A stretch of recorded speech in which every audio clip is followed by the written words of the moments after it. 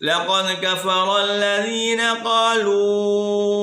إن الله هو المسيح ابن مريم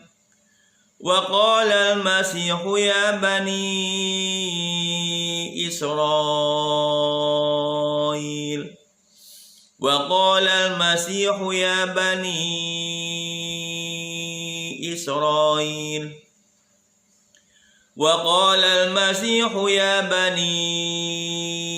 إسرائيل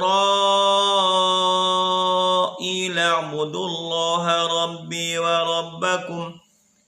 إنه من يشرك بالله فقد حرم الله عليه الجنة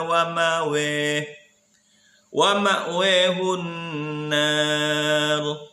وما للظالمين من أنصار